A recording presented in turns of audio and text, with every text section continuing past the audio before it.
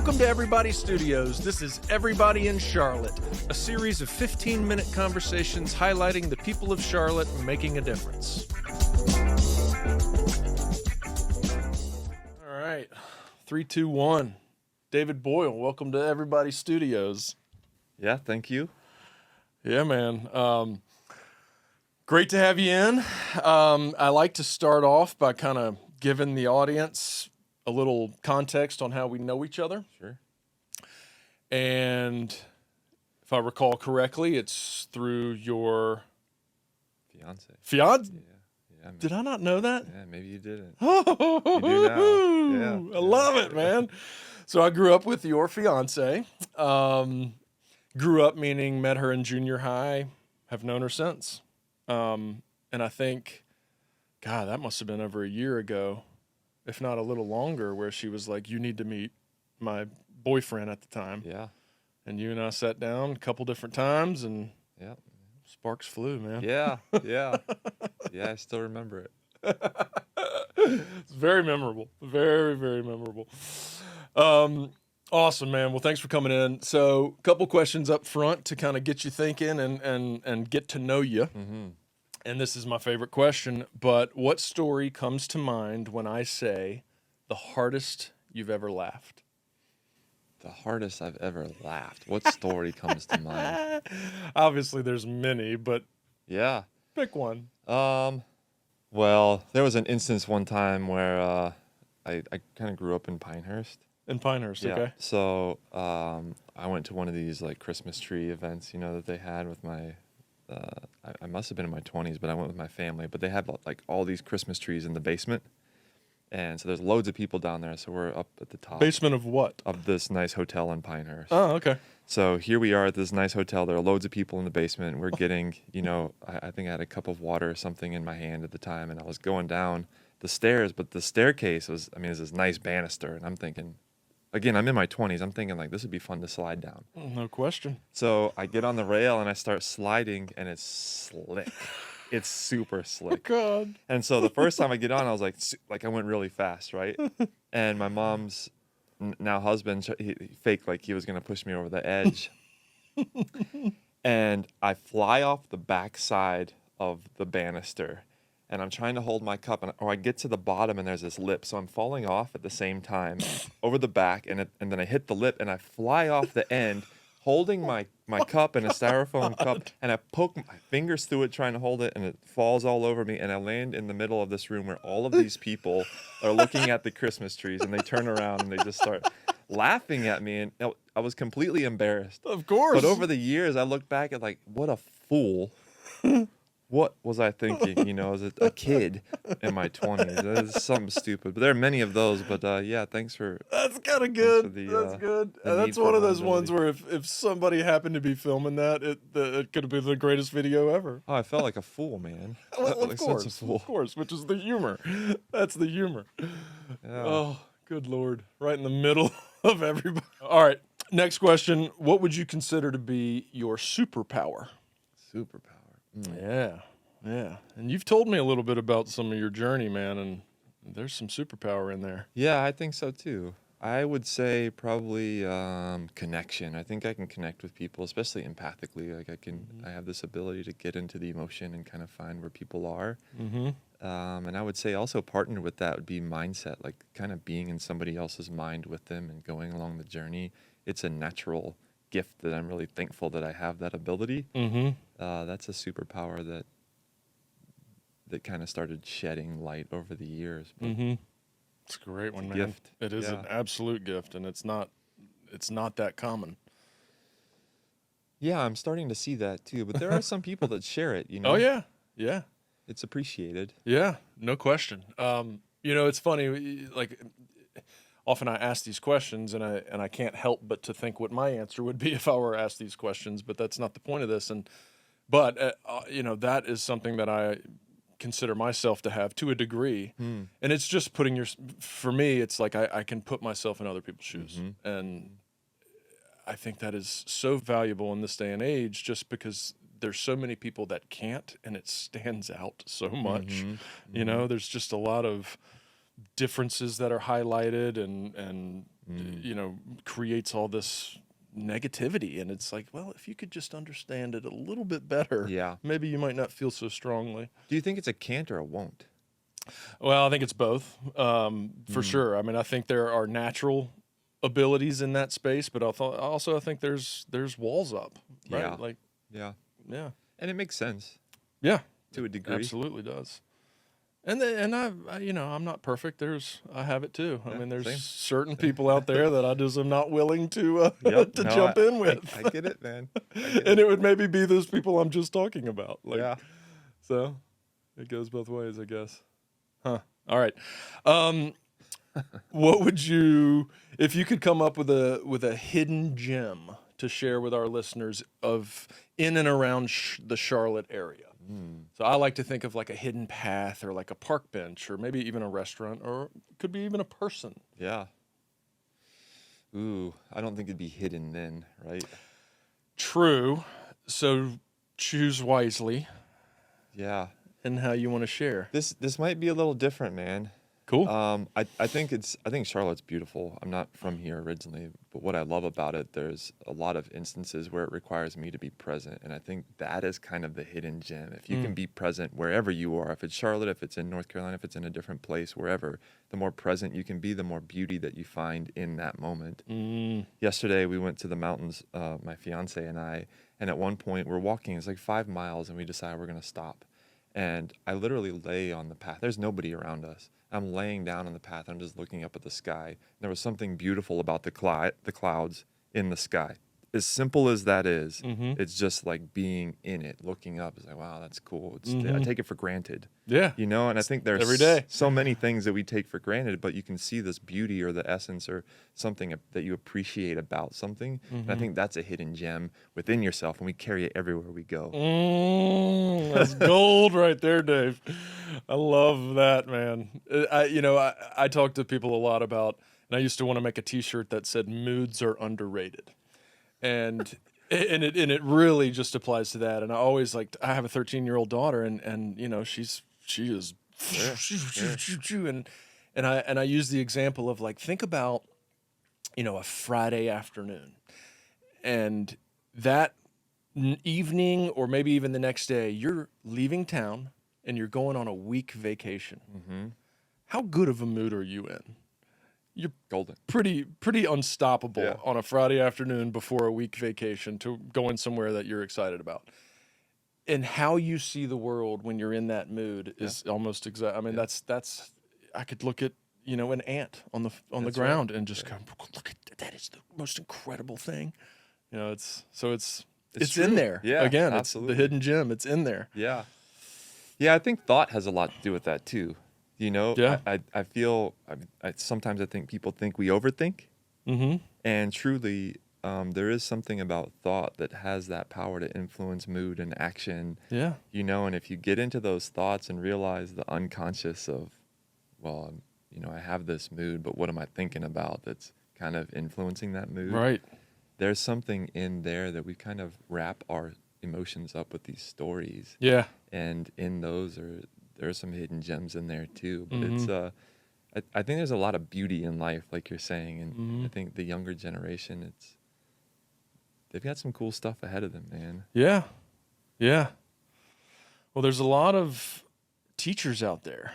There's a lot of us who have been through whatever we've been through. And I don't think that's new or rare or unique that the older generations look back at the younger and say, hey, here's what I've learned. Please grab onto this stuff. And the younger generations are looking at us like, right, whatever. And they'll get to it at some point. But to your point, I do think the younger generations are becoming more open to some of this kind of thought.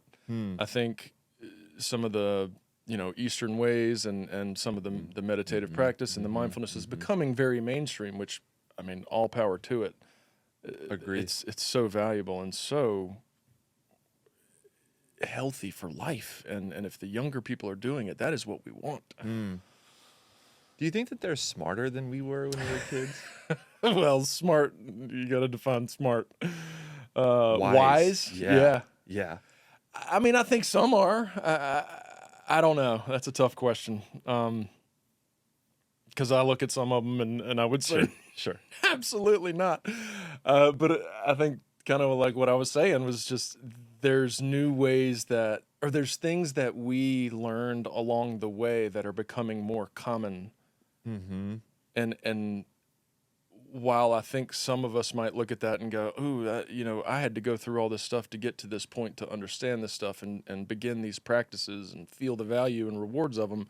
Whereas it's becoming more mainstream, and I hate that word, but because there's a stigma with it, but it's true. There's the younger generations are meditating more.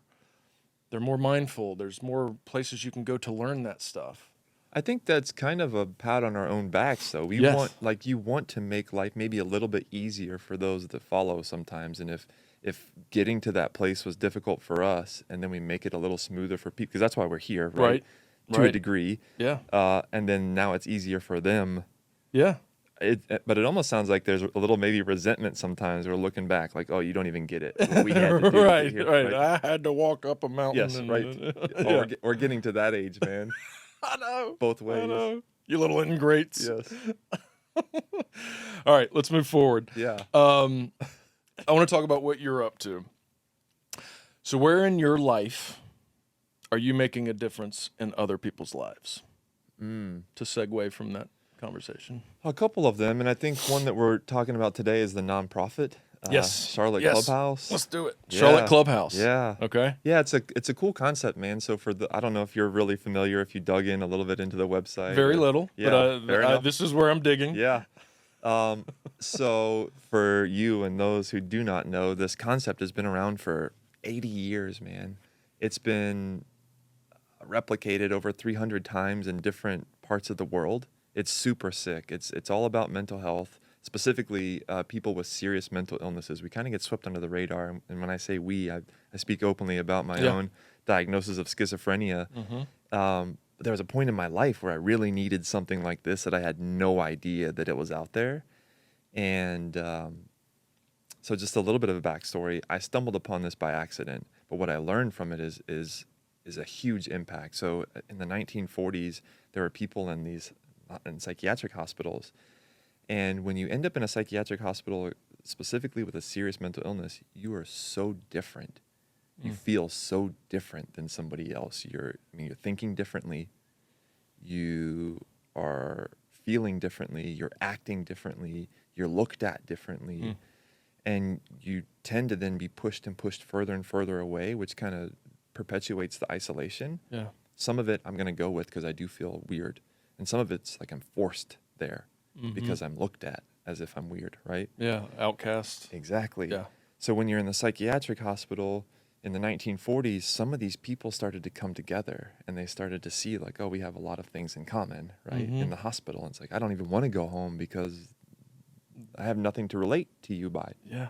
Right? So I'm going to stay in the hospital with all these other people. Well, eventually the psychiatric hospitals closed down and these people were forced out on the streets.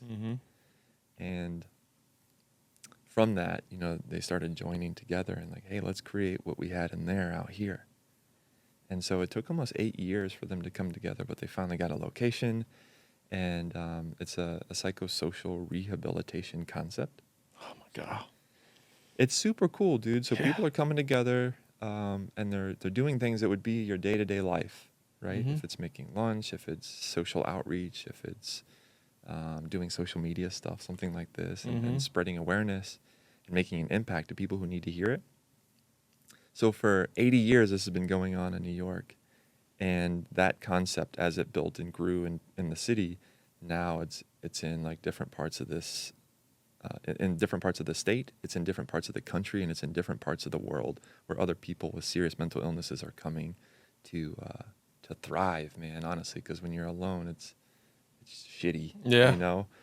It's one thing we say is it's one thing to suffer. It's another thing to suffer alone. Wow, dude. All right, so tell me more. So where is it? There's a brick and mortar space? Right now. So we're located in Plaza Midwood, where we met, actually, Giddy Goat. We're right around the corner from Giddy Goat. Oh, if you go, it's on Commonwealth. Yep. It's actually, we're in a church right now. So Awesome. Commonwealth United Methodist. But dude, if I can kind of like like Please. stretch this a little bit. Stretch I it want all to show you you how want, much man. the impact is Sounds great. is necessary. So, one cost, if people are talking about, some bottom line, it's money, right? Mhm. So if we're looking at money as a bottom line, people are spending almost $3,000 a day in a psych hospital. Mhm. It's stupid. Yeah. And we're spending almost 14 days on average in a psych hospital. Hmm. It's 42 grand, let's say. And how many people go back again in the same year? Yeah. We're, almost at 27% across the nation that go back again. Wow. So you're looking at $85,000 roughly for a month in a psychiatric hospital. Month. Hmm. So what's that doing to the psychiatrists? What's that doing to the social workers? We're only seeing people at their worst. Like, I'm not making an impact if you just keep coming in here. Mm. People start to question, like, is what I'm doing actually making a difference? Yeah. Do you know what I mean? Yeah. So you got this strain on these doctors who get into it for helping people, and these social workers and these therapists that get into it for helping people, but people keep coming back. Mm-hmm. So then you got this instance where it's like $3,000 a day, however many days on end that people spend in there. Then you also have unemployment. Mm-hmm. So people who have a serious mental illness, we're looking at 85% across the nation are unemployed.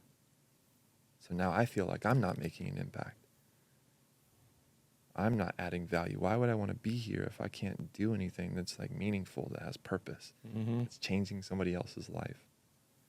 And then you start to see, suicide or suicidal ideation or Perpetuation. perpetuate. Yeah, it's a cycle. It's vicious. Yeah.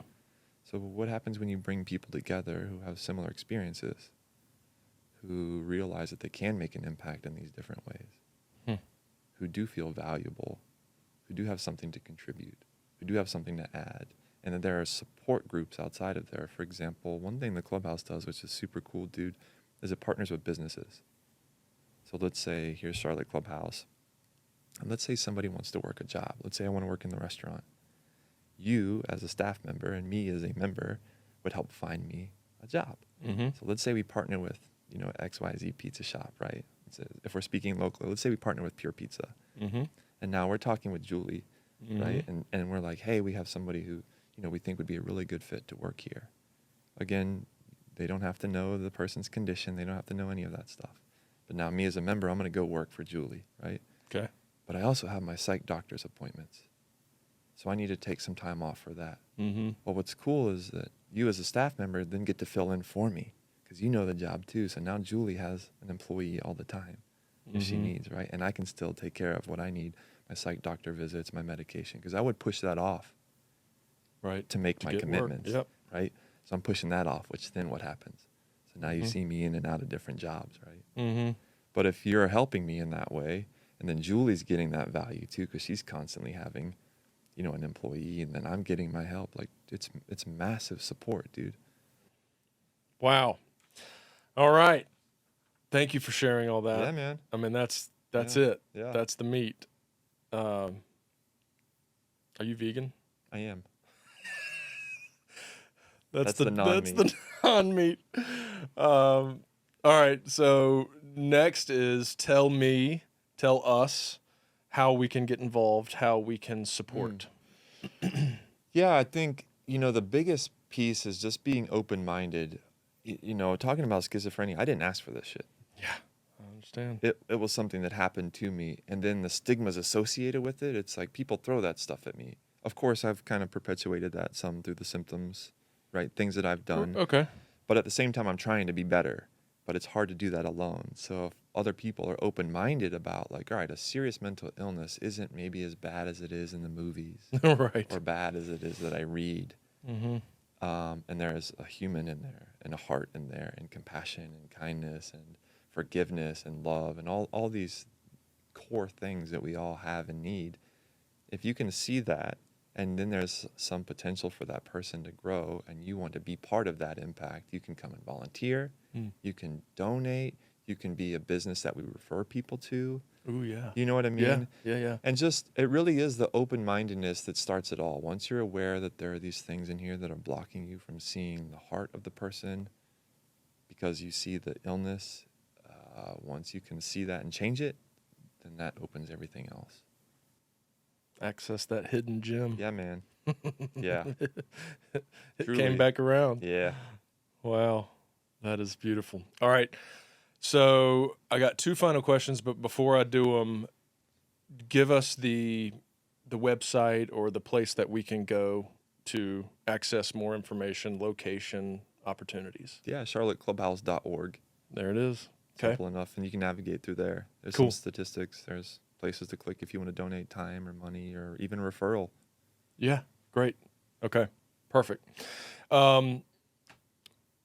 Nominate someone for me to interview. In fact, I shouldn't answer this for you, but I'd love to interview your fiance. Yeah, I would say do that. All right, one. Let's do that one. And there's probably more out there. I could circle back to you.